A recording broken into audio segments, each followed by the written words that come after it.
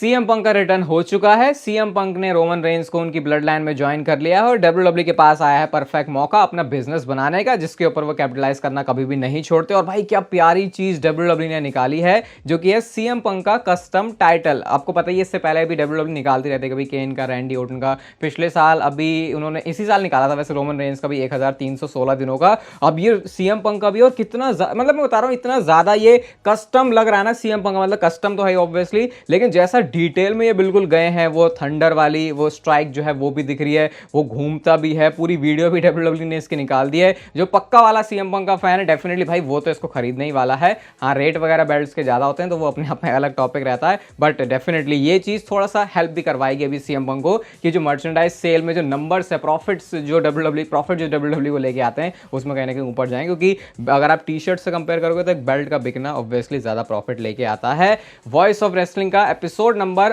555। और भाई आज आपको पता है स्मैकडाउन में बहुत कुछ हुआ है, बहुत मतलब मैं बोलूंगा दिमाग ही आपका उड़ जाएगा वो चीज सुन के, जो कि डब्ल्यूडब्ल्यू प्लान कर रही है पॉसिबली इस वॉर गेम्स मैच के प्रोग्रेशन में। उसके लिए डेडिकेटेड एपिसोड आ चुका है स्पॉटिफाई का, पॉडकास्ट का भी रिसेंट में इतने हमने डाले नहीं है, जाके जरूर सुनना भाई। मैं तो कह रहा हूं अगर मन नहीं भरा ना, जो कि पता है भाई ऐसे स्मैकडाउन हो जाता तो कहां मन भरता है, तो आप उसे जाके चेकआउट कर सकते हो। लिंक पहले ही डिस्क्रिप्शन में है और वीडियो के एंड में आप टैब पे क्लिक करके भी देख सकते हो। अब मैं आपको कहानी ये बताता हूं कि जो कि कहानी मतलब कहानी के बाद की बात है, ये बहुत ज्यादा अनरियल लग रहा है भाई ये सही में देखने में। वैसे मैं कभी दिखाता नहीं हूं लेकिन ये ग्राफिक देखो, क्योंकि ये तो दिख ही जाता है यार सच में सीएम पंक यहाँ पे रोमन रेंस के साइड में, मुझे अभी भी यकीन नहीं हो रहा। उसके बाद दूसरी भी फोटो मैंने देखी है कार्ड की, और इसमें आप देख सकते हो ये मैच कार्ड की फोटो है जो डब्ल्यूडब्ल्यू अपने विजुअल मूविंग ग्राफिक के अंदर यूज करती है। यहाँ पे भी सीएम पंक आ चुके हैं, मतलब ये बहुत सरप्राइजिंग, ये पता ही है आपको कितना ज्यादा हम कंफ्यूज रहे थे कि कौन सा पांचवा मेंबर होगा, लेकिन ऑफिशियली अब सीएम पंक उसका पार्ट बन चुके हैं।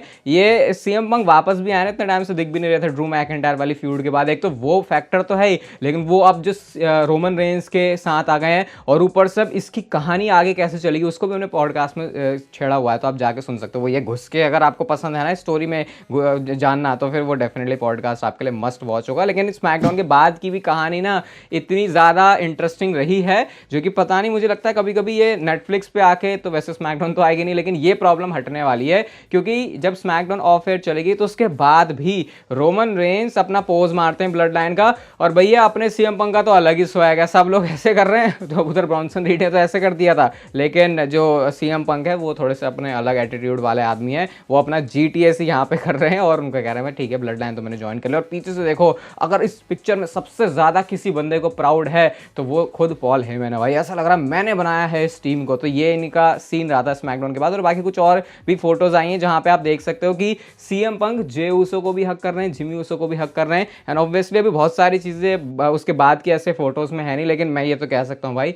सीएम पंक और रोमन रेंस के बीच में वो एक टेंशन दिखाने का काम भी डब्ल्यूडब्ल्यू ने बहुत अच्छी तरीके से किया है, जो कि जरूरी भी था, क्योंकि आगे जाके एक बहुत बड़े मैच के लिए भी डब्ल्यूडब्ल्यू को तैयार रहना, जो कि सीएम पंक और रोमन रेंस का होगा। मेरी कुछ पुरानी यादें जुड़ी हुई हैं इस चीज से, लेकिन डब्ल्यूडब्ल्यू ने ऑफिशियली इसको शट डाउन करने का जो प्लान है वो बना लिया है। 1 जनवरी 2025 वो डेट है जब डब्ल्यूडब्ल्यू नेटवर्क नाम की कोई भी चीज एग्जिस्ट नहीं करने वाली है। आपको याद होगा 2014-15 के टाइम से, आई थिंक 14 के टाइम से अगर मैं सही हूं तो, या 13 भी हो सकता है, डब्ल्यूडब्ल्यू नेटवर्क ज्वाइन किया था, और कैसे हर एक प्रोमो में आके triple H, Stephanie McMahon, Vince McMahon, 999 ये सब करते रहते थे, क्योंकि ये डब्ल्यूडब्ल्यू नेटवर्क का उस टाइम पे सब्सक्रिप्शन हुआ करता था। और भाई अगर हम उसे इंडिया के टाइम से तब भी कंपेयर करें तो आई थिंक 60 रुपीज़ था तब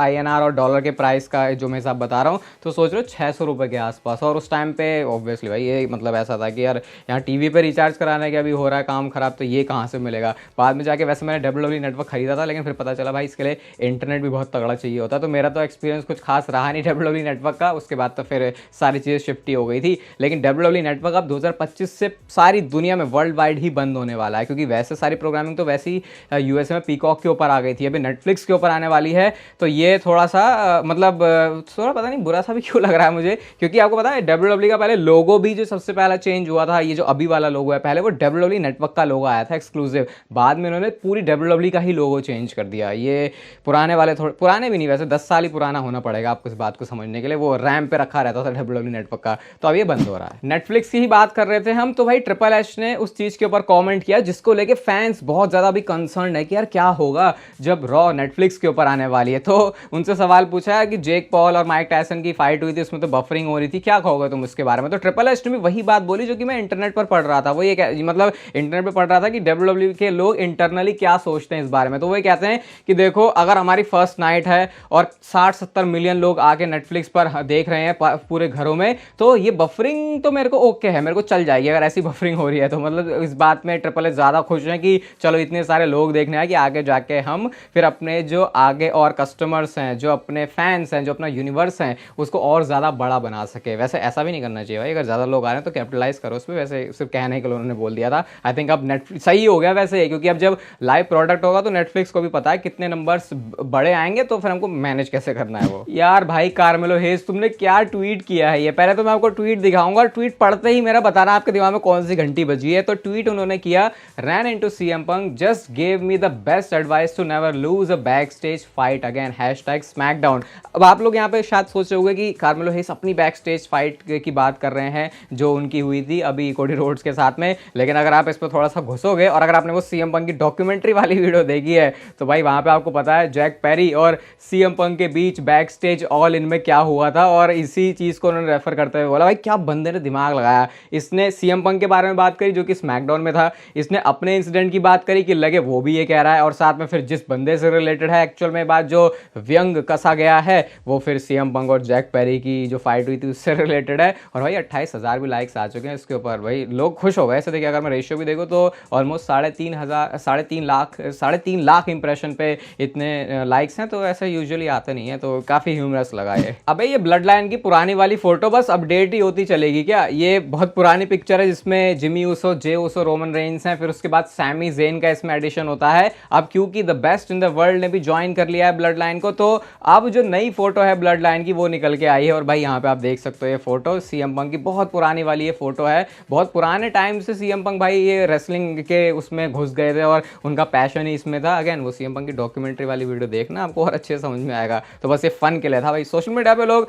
जितनी ज़्यादा मैं बोलूँगा ना नफरत सी भी फैलाते हैं, काफ़ी ज़्यादा लोगों का क्रिएटिव दिमाग भी है, उसे देख के फिर मजा आता है भाई क्या मतलब क्या मौके पे आते ही बिल्कुल चीज़ प्रस्तुत भी कर दी आपके सामने। सैमी ज़ेन ब्लड लाइन में आ गए हैं तो WWE ने सैमी ज़ेन की ब्लड लाइन वाली मर्चेंडाइज भी निकाल दी है। मैं वो वाली मर्चेंडाइज की बात नहीं कर रहा जो आज सैमी ज़ेन पहन के आए थे, बल्कि आप ये सैमी ऊसो के साथ साथ सर्टिफाइड ऊस की भी जो मर्चेंडाइज है वो देख सकते हो, क्योंकि इस बार अब उनका जो ओहदा है वो थोड़ा और बढ़ गया है। किस वजह से? क्योंकि अपनी लॉयल्टी तो प्रूफ सैमी ज़ेन ने करी थी और अब वो एक बड़ा सुपरस्टार वैसे ही बन चुका है, तो अब वो स्टेटस वैसा नहीं रहा सैमी ज़ेन का। अच्छा ठीक है इसको हमने जगह में ले लिया, क्योंकि जितना ब्लड लाइन की स्टोरी की वजह से पॉप और रिएक्शन मिला उसमें सैमी ज़ेन का लेवल तो बढ़ाया है। तो इस बार अब फिर से लिस्ट आएगी तो आपको ये सैमी ऊसो की भी जो मर्च है वो लिस्ट में डेफिनेटली ऊपर दिखने वाली है। आज देखो पॉल हेमन तो आ गए, और आज पॉल हेमन के रिव्यू वीडियो में मैंने बात करी थी कि उनका जो हुलिया है, जो उनकी वेशभूषा है वो कुछ अलग नजर आ रही थी, और ये अलग दिखने का क्या कुछ और मतलब है? अगेन यहां से हम अपनी थ्योरीज बोलना शुरू करते हैं जो कि ब्लड लाइन की स्टोरी को और ज्यादा इंटरेस्टिंग और कई बार कंफ्यूजिंग और कई बार बिल्कुल दिमाग पजल करने वाला बनाती है। क्योंकि जो कपड़े आज पॉल हेमन ने पहने थे अपने इस ट्राइबल चीफ के टेन्योर में, अपने इस ट्राइबल चीफ के करियर में, मैं सोलो सिकोवा की बात कर रहा हूं, सोलो सिकोवा ने भी कुछ सिमिलर तरीके के कपड़े पहने, वो इतने सिमिलर है कि भाई ना सिर्फ अंदर की टी शर्ट रेड है बल्कि जो यहाँ पे सूट में रखते हैं यूजुअली पॉकेट स्क्वायर या कभी कभी फूल भी रख देते हैं, तो वो भी चीज बहुत ज्यादा सिमिलर नहीं, बिल्कुल पूरी ही सिमिलर है। तो ये अब ऐसे लोगों को हिंट कर रहा है उस तरफ कि क्या पॉल हेमन की ये सोची समझी हुई साजिश तो नहीं है, क्योंकि पॉल हेमन तो भाई हमेशा आपको सूट बूट में ही दिखेगा। तो क्या पता ये जो प्लानिंग है वो कुछ इस तरीके से हो, जो कि हम मान भी रहे हैं कि शायद पॉल हेमन तो कभी भी एक बेफेस होने नहीं वाला, इवेंचुअली वो रोमन रेंस के ऊपर टर्न करेगा, और शायद यहाँ से उन्होंने एक तरीके से हिंट दिया, क्योंकि आपको पता है ये जो छोटे छोटे हिंट्स है वो हमको दिए जाते हैं। जैसे सीएम पंक और पॉल हेमन आ जाए तो उसके लिए इन्होंने बीच किस टाइम पहले वो दिया था स्मैकडाउन में,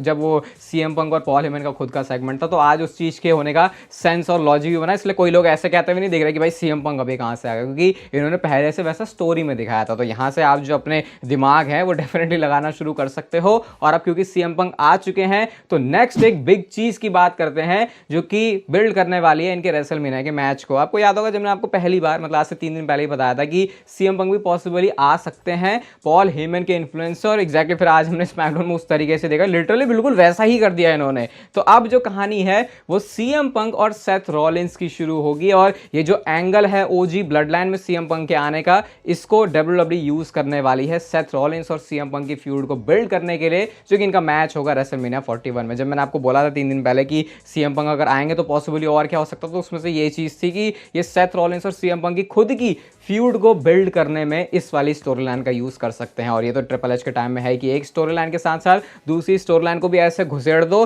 कि फैंस को दोनों तरीके से चीज़ों को देखने का मजा आए। बाकी स्क्रीन पर अभी आपको पॉडकास्ट दिख रहा होगा, उसको जाके जरूर सुनना। ये वीडियो आपको अच्छी लगी तो लाइक कर दो, क्योंकि ऐसी वीडियोस इस चैनल पर डेली आती हैं, कभी कभी आज की तरह 2 भी आ जाती हैं। बाकी मैं मिलूंगा आपसे नेक्स्ट वीडियो में, और तब तक लेते रहो जिंदगी के मजे।